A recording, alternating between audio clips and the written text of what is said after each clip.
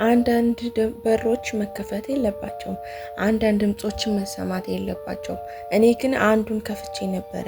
ከዚያ ቀን ጀምሮ ህይወቴ ተለወጠ። ከከተማችን መጨረሻ ላይ አንድ የተተወ ቤት ነበር።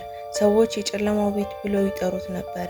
ማንም ወደዚያ አይቀርብም ነበር፣ ምክንያቱም ሌሊት ውስጡ እንደሚናገር ድምጽ ይሰማ ስለነበረ። እኔና ጓደኛዬ ሳሚ ግን አንፈራም። የሰው መፍራትና የሰው ፍራቻ ነው ብለን ስለምናስብ አንፈራም ነበር። አንድ ሌሊት ግን ወሰንን ወደ ቤቱ መግባት እንዳለብን። ከዛም ተስማማን። ጨረቃ በግርጌ ነበር፣ ንፋስ ሲነፍስ ነበር። ዛፎች እንደሚጮህ ድምጽ ያሰሙ ነበር።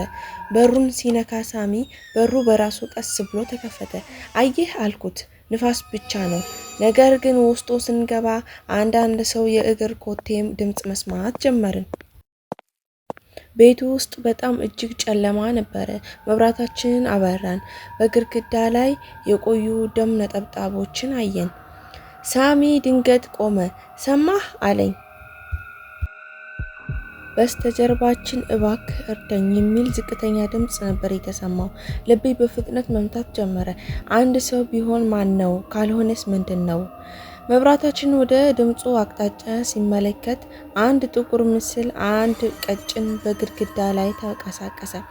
ሳሚ ጮኸ፣ አሁኑኑ እንሂድ አለኝ። ነገር ግን በሩ ተዘግቶ ነበረ በራሱ ጊዜ። ከዚያ በኋላ ያየነው ነገር ህልም እንደሆነ እስካሁን አላውቅም። ከመሬት ውስጥ እንደሚወጡ እጆች፣ በግድግዳ ላይ የሚታዩ ፊቶች እና ተመለሱ የሚል ድምጽ ብቻ ነበር ስሰማ የነበረው። ሳሚ እጄን ይዞ ሮጠ። በድንገት ግን እጁ ከእጄ ተላቀቀ። ሳሚ ብዬ ስጮው፣ ነገር ግን መልስ አልመጣም። ከዚያ ቀን ጀምሮ ሳሚ አልተመለሰም። ዛሬም እኔ ብቻ ነኝ የተመለስኩት። ሌሊት ግን ከመኝታዬ ውስጥ ድምጽ ሰማለሁ። ለምን ተውከኝ?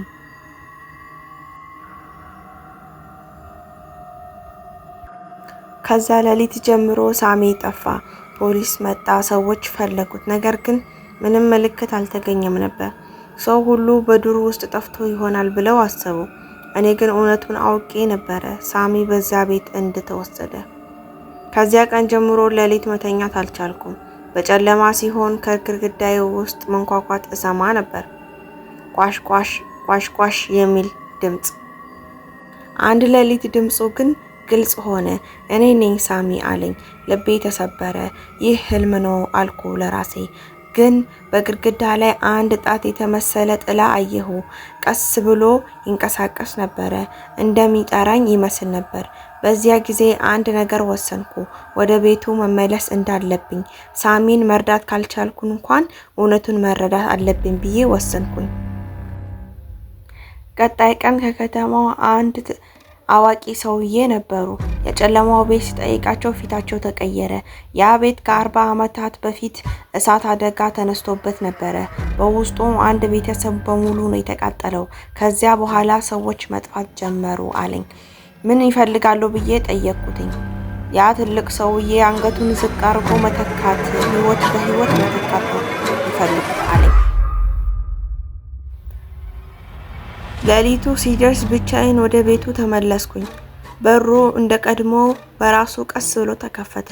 ውስጡ ከዚህ በፊት ከነበረው ይልቅ በጣም ይበርድ ነበረ። ሳሚ ብዬ ጮኩኝ። ከታች ክፍሉ ውስጥ መልስ መጣ፣ ናና የሚል። ወደ ታች ወረድኩኝ። በመሬት ላይ አንድ አሮጌ ፎቶ አገኘሁኝ። በፎቶው ላይ አንድ ወንድ ልጅ ነበረ። ፊቱ ግን የሳሚ ነበረ። ቀኑ ግን በ1930 ይላል። ልቤ ቆመ። እንዴት ይህ ይሆናል አልኩ።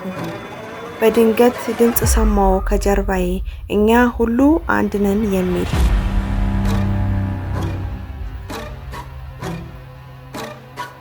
እኛ ሁሉ አንድ ነን አሉ የሚል ድምጽ ከጀርባዬ ሲደጋገም ሰማሁ። ሰውነቴ ቀዝቃዛ ሆነ። እግሬ መንቀሳቀስ አቃተው። ቀስ ብዬ ተመለስኩኝ።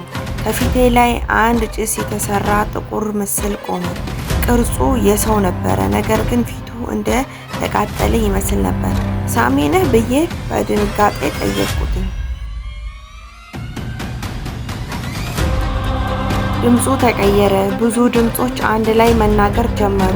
እኛ ሳሚ ነን፣ እኛ ቤተሰቡ ነን፣ እኛ የተቃጠልን ነን። መሬቱ ተንቀጠቀጠ። በግድግዳ ላይ የሚታዩ ፊቶች ግልጽ ሆኑ። ሕፃን፣ ሴት፣ አንድ አባትና ሁሉም የህመም ፊት ነበራቸው። ምን ትፈልጋላችሁ ብዬ ጮኽኩኝ። መተካት አሉ። እኛ እዚህ ተይዘን ነው። አንድ ህይወት በመስጠት ብቻ ነው የምንተርፈው አሉ። በዚያን ጊዜ ሳሚን አየሁት። ከጨለማው ውስጥ ወጥቶ ቆመ። ነገር ግን አይኖቹ እንደ ጥቁር ጉድጓድ ነበሩ። እባክህ እንደገና እኔ እንድሆን እርዳኝ አለኝ። እንባ ከአይኔ ወረደ። አንተን ለመርዳት ራሴን እሰጣለሁ ብዬ ራሴን ጠየቅኩኝ። በድንገት እጆች ከመሬት ወጥተው እግሬ ያዙ። ቤቱ ሁሉ እንደሚተናፈስ ሆነ። ውሳኔህን ስጥ አሉኝ ድምጾቹ። አንተ ተቀመጣለህ፣ እርሱ ይሄዳል። ሳሚ ወደ እኔ ቀርቦ አለ፣ እባክህ አንተ ህይወት አለህ፣ እኔ ግን አልኖርም። ልቤ ተሰበረ። ግን ከዚያ በኋላ የማረሰው ነገር ወሰንኩኝ። በሙሉ ኃይሌ ወደ በሩ ሮጥኩኝ። ይቅርታ ሳሚ፣ እፈራለሁ ብዬ ጮኽኩኝ። በሩን በጭንቀት ከፍቼ ወጣው። ከቤቱ ውስጥ የሚወጡ ጩኸቶች ነበሩ። የሰዎች እና የሳሚ ድምጽ ነበረ በአንድ ላይ። አትመለስም የሚል ድምጾች። እኔ ግን እሮጥ ነበረ፣ አልቆምኩም ነበር። ከዚያ ቀን ጀምሮ ሳሚ በይፋ ሞተ ተብሎ ተዘገበ። ቤቱ ግን እስካሁን ቆሞ አለ። ነገር ግን ታሪኩ በዚህ አላበቃም ነበረ። አንድ ሌሊቶች ስተኛ መስኮቴ ላይ መንኳኳት እሰማ ነበረ እና ዝቅተኛ ድምጽ ይላል፣ አንተ ተሸሽገህ አምልጠህ ነገር ግን ቦታህ እስካሁን ተቀምጦ አለ የሚል። ምናልባት እኔ አሁን ነፃ አይደለሁም። ምናልባት እነሱ እስካሁን እየጠበቁኝ ይሆናል።